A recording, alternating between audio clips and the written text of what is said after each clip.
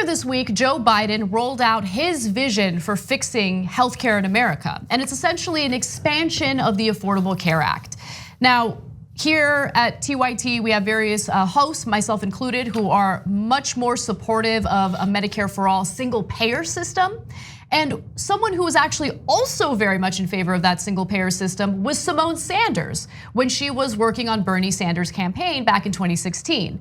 Now she is an advisor for Biden, and she's helping with his campaign. And she is, of course, saying that she's in favor of expanding the Affordable Care Act as opposed to supporting Medicare for All.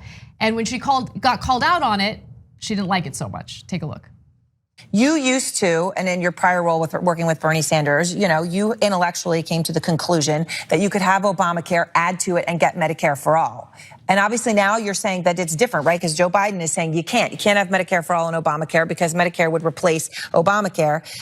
Here you are back in 2016, and I want to play it, Simone, because I want to give you a chance to explain to everybody how you came to change your mind. Here you are.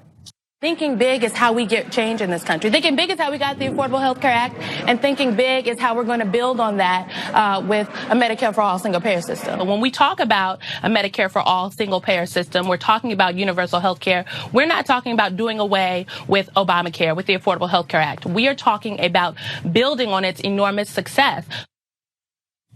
So now Joe Biden says that Medicare for All would get rid of Obamacare. What is he doing differently? For just a second, because I unequivocally reject what is being set up here. What I just saw, to be clear, let me just be really clear for a second. Yes, in 2016, I served as the press secretary for Senator Sanders. I'm extremely proud of the work that I did on that campaign and the work that I have gone on to do since when I left the campaign in June of 2016. But let me tell you something. Talking about universal health care has been a very popular point in the Democratic Party. Has been, popular in places across the country. Frankly, it's popular with Republican voters and independents alike. But when you talk about health care, when you talk about coverage, we have to talk about specific plans. And in 2016, we were having these conversations. What Senator Sanders has put on the table is not an expansion of Obamacare. It is. Okay, so we have another clip to show you in just a minute. I thought that answer was bad, and it's about to get worse in the next clip. But I think this, like the whole basis of the conversation and the way it's being framed is disingenuous, almost like, I don't know, it's just deceptive because Medicare for All would be better. It would be better because, why is everyone so married to a healthcare?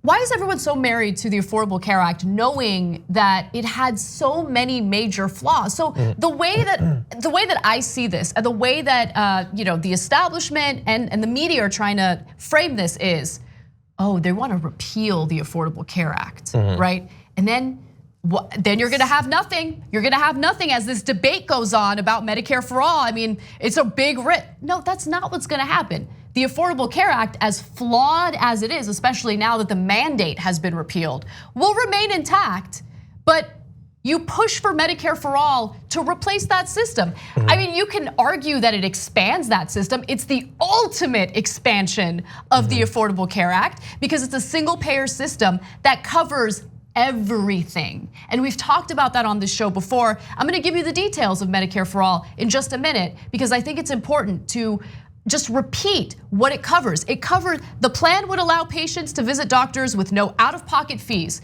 The inclusive coverage would only require patients to pay for brand name prescriptions.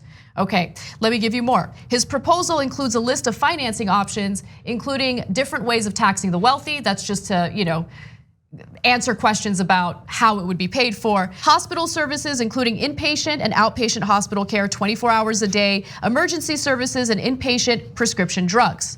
Ambulatory patient services, primary and preventative services, including chronic disease management, prescription drugs, medical devices, biological products, including outpatient prescription drugs, mental health and substance abuse treatment, including inpatient care, laboratory and diagnostic services, comprehensive reproductive, maternity, and newborn care. It covers everything. Oral health, meaning going to the dentist, audiology and vision services. I mean, it's one thing after the other. It covers way more than the Affordable Care Act has ever even entertained covering.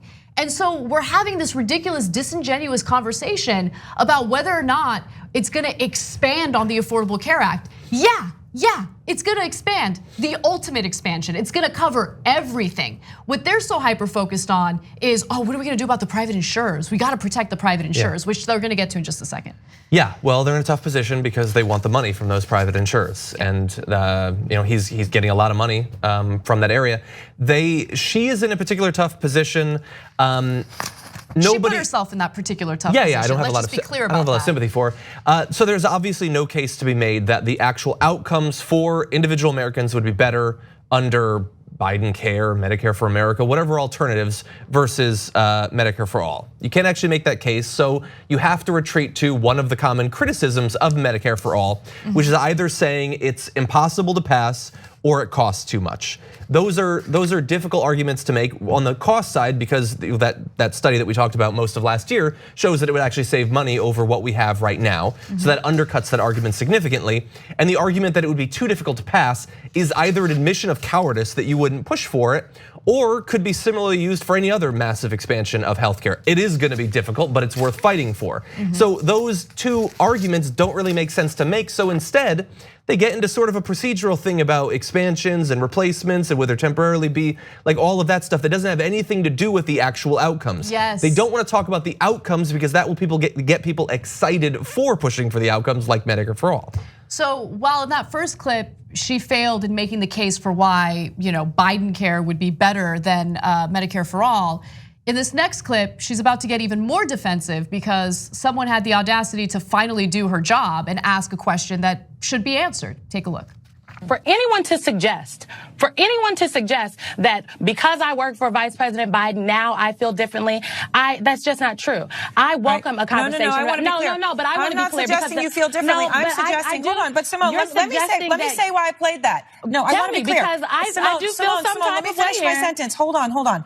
I didn't say it to do a gotcha. I said it because what you said then is different than what you're saying now.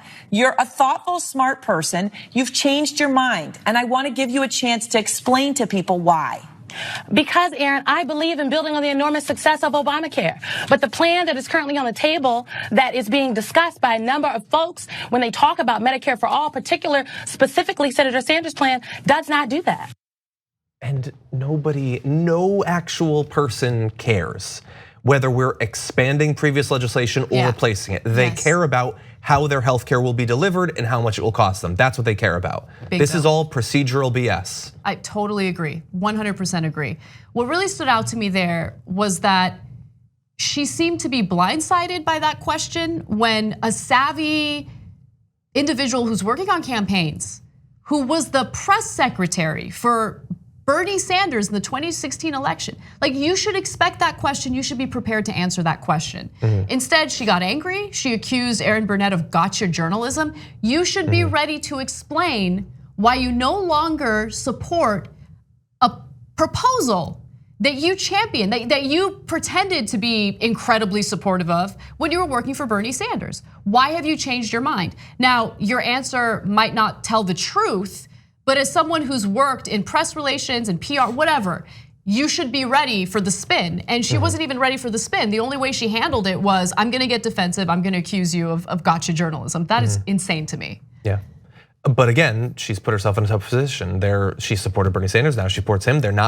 They're closer ideologically than some, I suppose, than a Hickenlooper perhaps, but there are wide disparities and on some of the biggest, most important issues in this primary.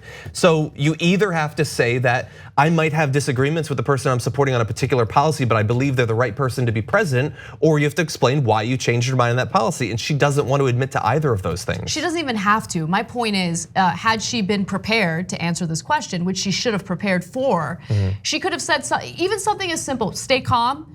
I think that Medicare for all, while it's an impressive vision, it's much more practical to focus our efforts on expanding the Affordable Care Act, right? I mean, I don't buy that, I don't believe that, but that would be a much better answer than the nonsense that she pulled in that interview. That's my take. Like what you see? Click the subscribe button below and don't forget to ring the bell to never miss another video from the Young Turks.